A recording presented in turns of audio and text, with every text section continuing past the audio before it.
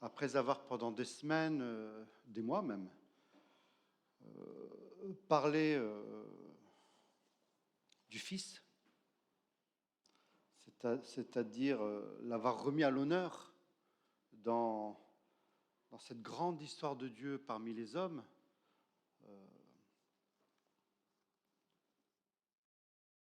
d'avoir ensemble élevé le Fils et le présenter non pas comme un subalterne, mais comme l'égal du Père, comme préexistant dès avant la fondation du monde, pleinement Dieu, tout autant que pleinement homme. Je pense que la chute aurait été brutale si j'avais fait une série sur la nourriture. Donc ça, c'est partie remise. Hein. C'est reporté s'il est dédié, c'est-à-dire à un moment de détente, l'été prochain, Dieu voulant. Voilà. Parce que le Saint-Esprit nous met vraiment à cœur, justement, de parler de l'Esprit de Dieu. Voilà. Et donc, on va avoir un long cheminement, je l'espère, sur le souffle de Dieu et tâcher de se rendre disponible ensemble pour vivre cette réalité-là. Alors, au commencement, Dieu créa le ciel et la terre. Or, la terre était chaotique et vide. Les ténèbres couvraient l'abîme et l'Esprit de Dieu planait au-dessus des eaux. Pourtant, la rentrée des classes a déjà eu lieu.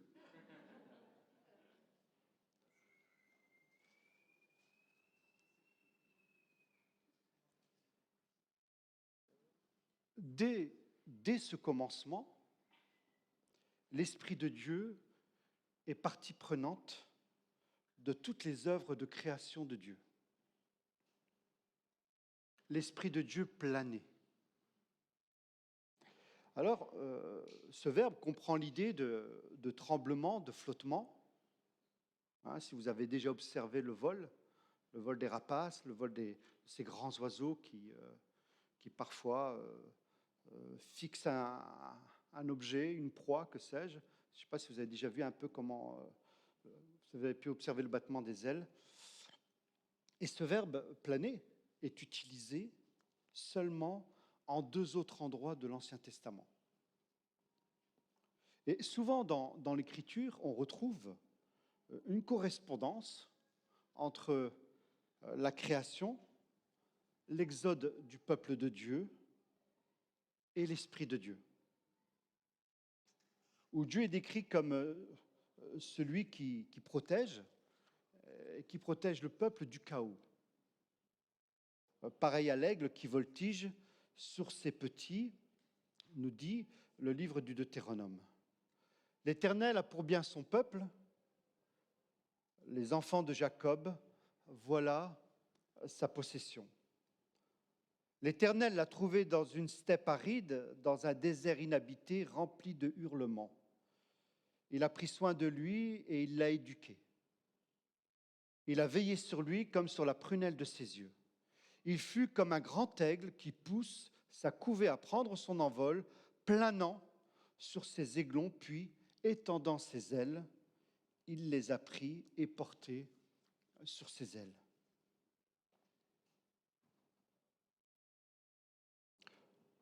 Le fait que ce verbe planer se retrouve dans le livre du Deutéronome comme dans le livre de la Genèse indique qu'il y a bien un lien entre le vol de l'Esprit de Dieu au-dessus de cette création non achevée,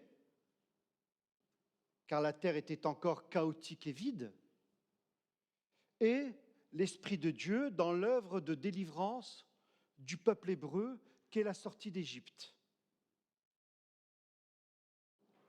pays de l'esclavage.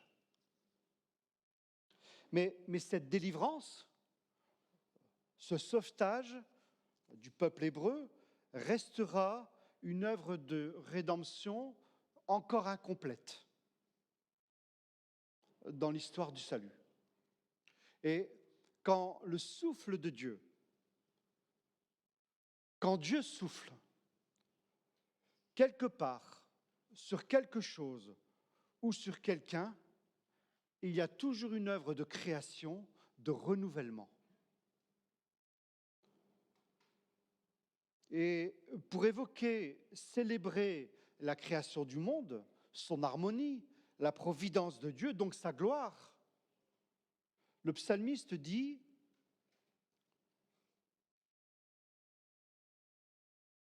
Il compte sur toi, tous ces êtres, pour recevoir leur nourriture, chacun au moment opportun.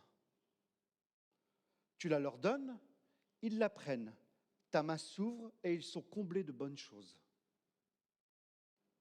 Tu te détournes, ils sont épouvantés. Tu leur ôtes le souffle, les voilà qui périssent, redevenant poussière. Si tu envoies ton esprit, ils sont créés, tu renouvelles l'aspect de la terre. » Psaume 104. Littéralement, si tu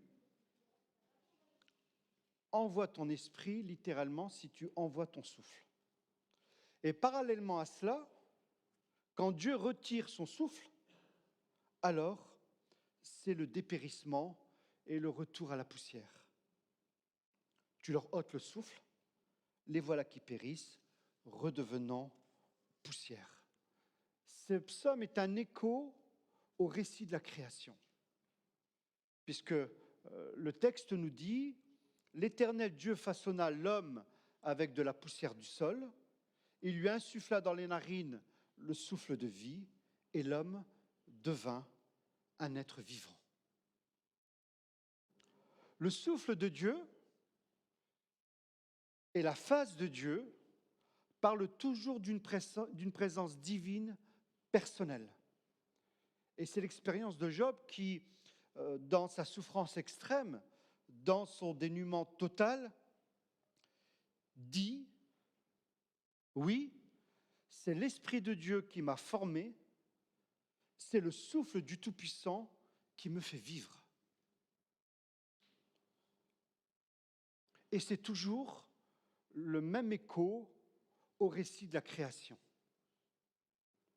Car depuis les origines, le commencement, tout est question du souffle de Dieu et de l'Esprit de Dieu. Telle une passerelle dans l'œuvre de création, le souffle de Dieu, l'Esprit de Dieu déploie la présence naturelle de Dieu. Dans le but d'agencer et de mener à bien ce qui a été projeté par la pensée de Dieu. Et ce rôle si caractéristique du souffle de Dieu, de l'Esprit de Dieu, nous le retrouvons tout au long de l'histoire du salut, de l'histoire de Dieu parmi les hommes. Le Père envoie, le Fils vient et l'Esprit justifie, c'est-à-dire applique. Dieu le Père vous a choisi d'avance, dira Pierre, conformément à son plan. Et vous avez été purifiés par l'Esprit pour obéir à Jésus-Christ et bénéficier de l'aspersion de son sang. Là, vous avez le résumé, le condensé, la définition la plus concise qui soit de l'Évangile. Vous avez été purifiés par l'Esprit. Ce n'est pas que vous êtes purifiés ou vous serez. C'est une action qui a eu lieu et qui a une continuité dans le présent et dans le futur.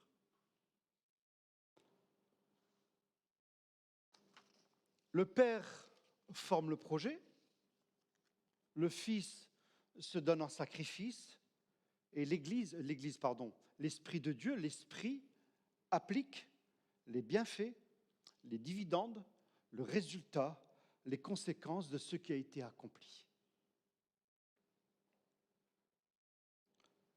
La puissance de Dieu se révèle par son Esprit, dans le but d'accomplir plusieurs objectifs. Plusieurs objectifs projetés, pensés dans le cadre de cette grande histoire de Dieu parmi les hommes. Et en conséquence, quand l'Esprit vient, touche, remplit des hommes et des femmes, c'est pour les amener au-delà de leur capacité naturelle, normale. C'est pour leur donner des compétences qui dépassent leur intelligence propre. C'est pour distribuer, par exemple, et pas que, des dons de gouvernement, des dons d'habileté manuelle, etc., etc., etc. Joseph et Daniel, par exemple, tous deux se sont distingués à des époques différentes, à des périodes critiques de l'histoire du peuple élu, que ce soit sur le plan économique comme politique, mais toujours dans le cadre de la grande histoire de Dieu parmi les hommes, ils se sont distingués par leur sagesse, comme, dirions-nous aujourd'hui, comme conseillers d'État. Pharaon dira à tous ses hauts fonctionnaires, en parlant de Joseph, « Trouverions-nous un homme aussi compétent que celui-ci, en qui habite l'Esprit de Dieu ?» Et la reine-mère du roi de Babylone, Balthazar, fils ou petit-fils de Nabuchodonosor, dira de Daniel, parce qu'on a trouvé chez ce Daniel un souffle extraordinaire de la connaissance et de l'intelligence, la faculté d'interpréter les rêves, de déchiffrer les énigmes et de résoudre les questions difficiles, qu'on appelle donc Daniel, et il te donnera l'interprétation. Et de son côté, Moïse, revêtu de l'Esprit de Dieu, est rendu capable de diriger le peuple hébreu dans le désert, puis c'est au tour des 70 hommes ou anciens ou responsables avec lui pour assumer la charge de l'administration et de la justice du peuple hébreu. Le texte nous dit que le Seigneur a pris de l'esprit qu'il avait donné à Moïse pour le distribuer sur 70 autres personnes. Donc pour assumer la charge de l'administration et de la justice parmi le peuple sauvé par Dieu. L'Éternel descendit dans la nuée, il lui parla, il prit de l'esprit qui reposait sur lui et le donna à ses 70 responsables. En fait, ces exemples pour vous dire que si nous voulons bien comprendre qui est l'Esprit de Dieu, son rôle, c'est d'abord pour produire, notez-le bien, c'est très, très, très important, c'est d'abord pour produire de l'ordre et du sens. Alors, voyez bien, mes amis, on est à des années-lumière des picotements et de la chaleur qui peuvent traverser notre corps à ce moment-là. C'est pour produire de l'ordre et du sens, comme ce fut le cas lorsque le créé, ce qu'on appelle le créé primordial, c'est-à-dire lorsque la terre était encore chaotique et vide, l'Esprit de Dieu produit de l'ordre et du sens au moment de la création comme au moment de la sortie de l'Égypte. Car à peine sorti d'Égypte, dans le désert, le peuple hébreu est déjà en proie au chaos social.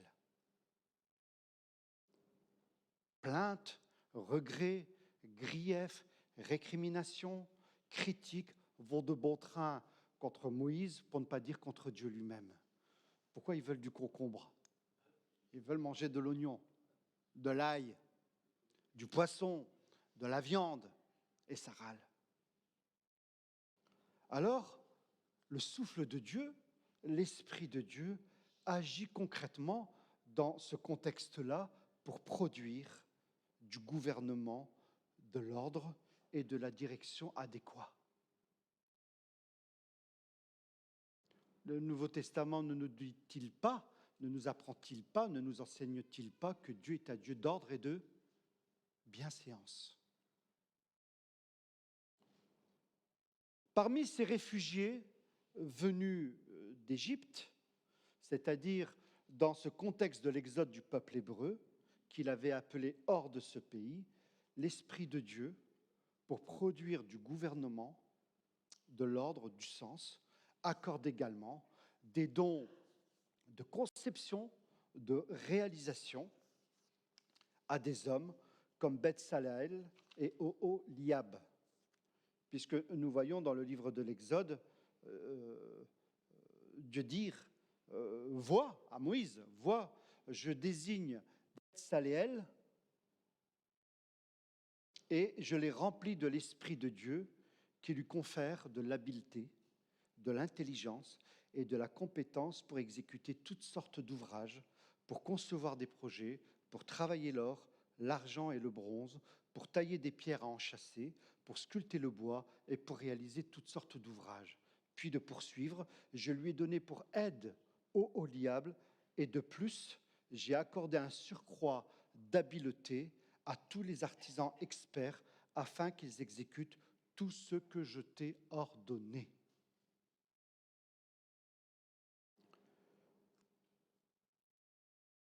En clair, la beauté et l'harmonie de l'œuvre accomplie par ces hommes dans la construction du tabernacle ne devaient pas seulement procurer un plaisir esthétique de la présence naturelle de Dieu, mais un modèle qui, au cœur même du camp, matérialise l'ordre et la gloire du Créateur et ses intentions premières pour la création. Et c'est vrai, quand on lit le récit de la construction du tabernacle, on est émerveillé. Je ne sais pas si vous avez eu l'occasion déjà de lire ce fameux ouvrage de Thomas Bress, si c'est bien le nom de l'auteur, qui propose une herméneutique, une interprétation des matériaux qui ont été utilisés, qui ont été assemblés pour la construction du tabernacle, en donnant une interprétation spirituelle. Vous voyez? Qui a déjà lu cet ouvrage? Bon, c'est un vieil ouvrage, hein, je veux dire, il faut être des vétérans comme nous, hein, sauf ton respect, Roland. Mais moi, il est prodigieux cet ouvrage. J'ai beaucoup aimé. Hein. D'ailleurs, on doit peut-être l'avoir dans notre bibliothèque. Et de ce peuple élu, Dieu en fait le point de départ pour cette œuvre de recréation, sur laquelle le souffle de Dieu, l'Esprit de Dieu est le chef d'orchestre. Et c'est en son sein, c'est dans le tabernacle, c'est dans ce modèle que se trouve le rayonnement terrestre de la demeure de Dieu. À l'époque de l'exode du peuple hébreu.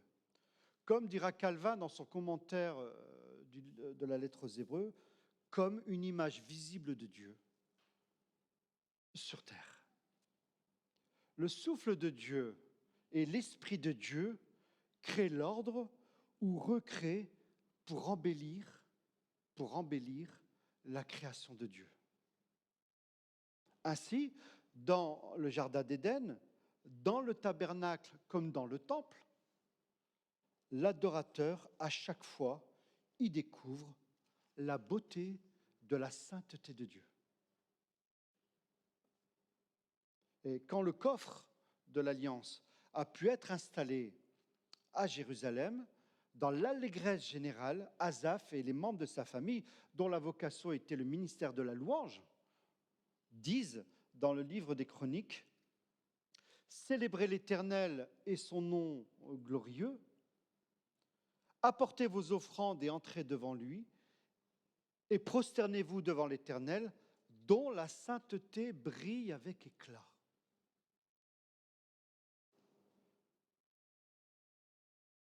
Et la beauté de la sainteté de Dieu, voilà ce à quoi le souffle de Dieu, l'Esprit de Dieu s'emploie, maintenir cette beauté de Dieu au sein de la création. Et c'est plus tard, et c'est en Jésus seul, que l'homme et la femme remplis de l'Esprit de Dieu, du Saint-Esprit, c'est quand l'homme, la femme a reçu ce don-là, que le projet, l'intention, la beauté de la sainteté de Dieu, que ce modèle de dernier temple que nous sommes, atteint son apogée. Démolissez ce temple, dira Jésus, et en 3 jours, je le relèverai.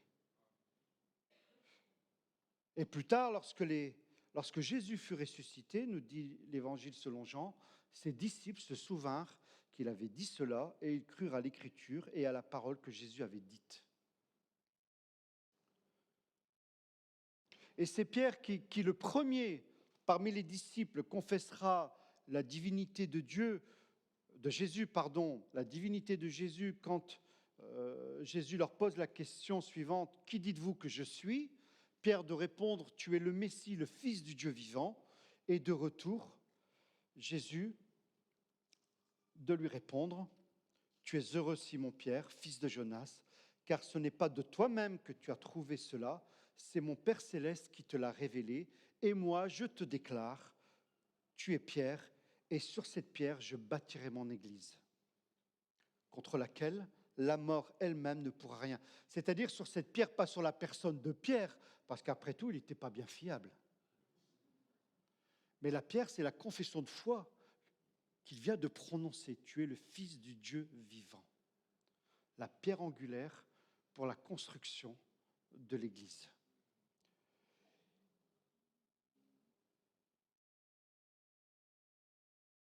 Et Pierre s'en souviendra fort bien, puisqu'il dira à l'Église, « Et vous aussi, comme des pierres vivantes, vous qui formez un temple spirituel, édifiez-vous pour constituer une sainte communauté de prêtres chargés de lui offrir des sacrifices spirituels qu'il pourra accepter favorablement par Jésus-Christ. » Une communauté de prêtres, c'est-à-dire d'hommes et de femmes consacrés, voilà tout.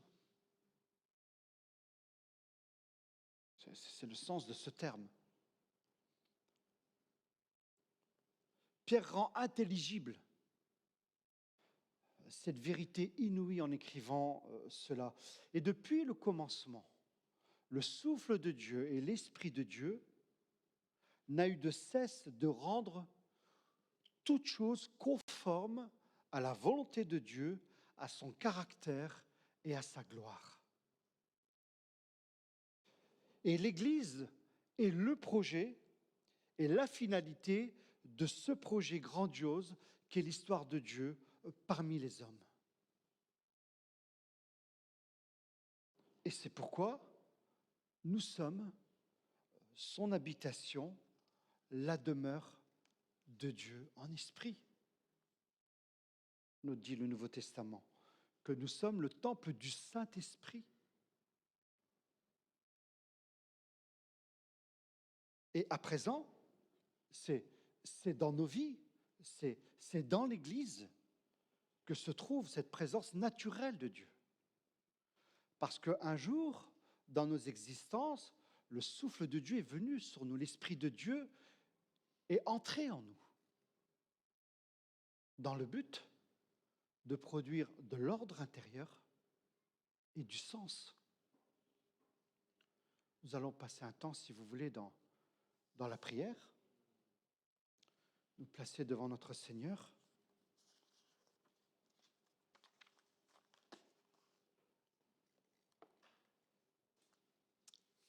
Et nous qui sommes ce dernier temple,